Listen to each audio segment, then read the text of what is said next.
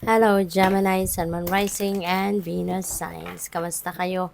Sana ba'y nasa mabuti kayong kalagayan? Welcome back po sa Star Tarot. At kung bago kayo rito, welcome din po kayo. Please subscribe, like, share my videos, and leave me a comment kung nakaresonate po kayo. Thank you. So, I would like to say hi muna and shout out po sa ating beloved channel member na si at Alexander Toralba 3777. Maraming salamat po for your support sa channel and maraming salamat din sa patuloy po ninyong pagiging generous, no? And you keep on sending super thanks. Maraming salamat po sa inyong donasyon. God bless you more. So, Gemini, ang pauna mensahe ninyo napakaganda. We have the universe, no? Universe, this is about success, no? There are worldly success that are coming your way. Meron kayong mga bagay na ginagawa, matagal nang ginagawa, no? Pwedeng related yan sa trabaho, pwedeng related yan sa career ninyo, sa business ninyo, or personal, no? Na bagay na talagang pinagsisikapan ninyo na gusto ninyong ma-achieve, no? Meron kayong gustong ma-accomplish dito. So, whatever that is, no? Anumang larangan ng buhay, anumang area of life that is, merong pagkakataon kayo ngayon na yan ay matapos nyo na. Merong pagkakataon ngayon na yan ay ma-accomplish nyo, maayos nyo na, matapos nyo na, no? So, this is a time for success. So, therefore, entitled din kayo na i-celebrate ang mga successes ninyo. 'Di ba? Entitled din kayo na maging ano din kayo, maging masaya, no? Sa ngayon dahil nagsikap kayo, pinagtiyagaan ninyo 'yang pinaghirapan, pinagsikapan kaya tama lang din, 'di ba? Na 'yan ay i-enjoy ninyo. And aside from that, wag kayong makakalimot na ipagpasalamat, no? Huwag ninyong kalimutang ipagpasalamat ang lahat ng mga biyayang iyan na inyong na-receive. At travel also is possible dito for some of you, Gemini. Meron tayong travel energy din dito sa positive movement forward. So, this one is definitely travel. So, most likely talagang merong magbabiyahe dito ang ilan sa inyo, Gemini. Kaya congrats at saka mag-iingat din po kayo. Okay? So, merong pagbabago na magaganap. There are changes coming your way. There could be something that you are going to put an end to it. Depende sa inyong sitwasyon. Pwedeng relationship yan, pwedeng trabaho, pwedeng pag-aaral, di ba? It could be anything, but definitely you want to move forward, no? Kaya meron kayong babaguhin kasi ibig sabihin na kung ano man yung old energies na yan, gusto mong palitan ng new energies because kung ano man ang old energy na yan, maybe that's not serving your highest good anymore. Maybe that's already kumbaga nagpapahirap na lang siguro sa'yo or toxicity na lang ang hatid sa inyo, something like that, no?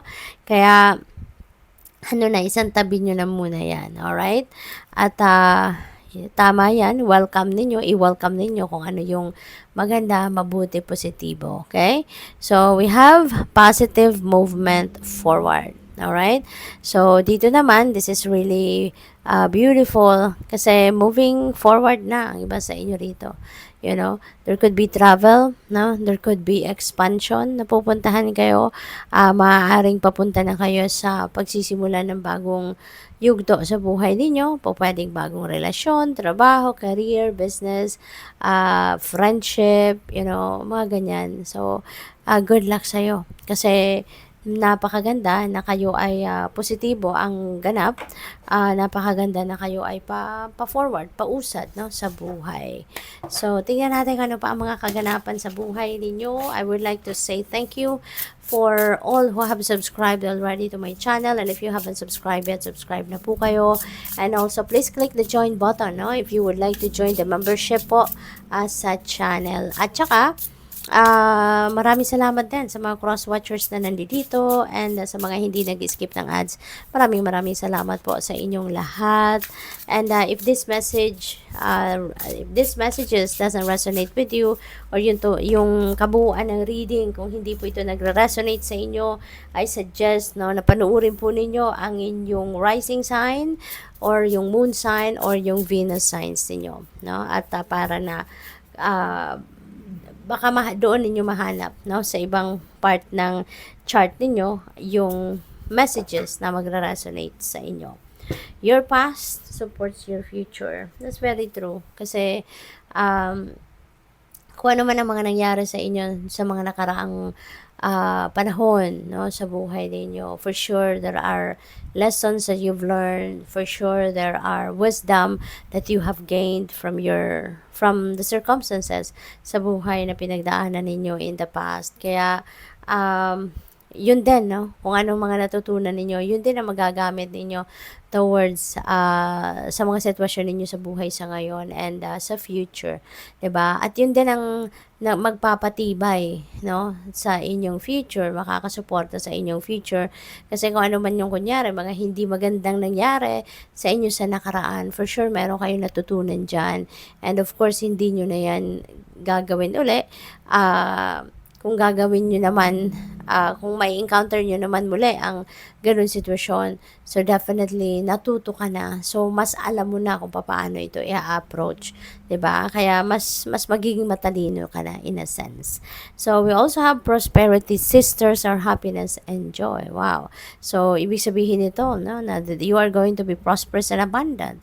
Merong kasaganaan na paparating sa buhay ninyo sa ngayon at kayo'y magiging masayang-masaya. No, you will be blessed, you will be feeling blessed, no, you will be feeling abundant and prosperous. Kaya marami kayong rason, no, isa yan sa mga mabigat na rason kung bakit kayo mas magiging ekstrang masaya. Okay, so we also have the spark of hustle. Napakaganda rin ito kasi feeling ko meron ditong bagong opportunity na dadating na po pwede ninyong pagkaabalahan. That could be a new hobby, that could be a new business, that could be a new creative idea, 'di ba? It could be anything na pwede ninyong pagkaabalahan, pwedeng pagkakitaan, yung gano'n. So, good luck sa'yo. Thank you for watching. Love and light. Namaste.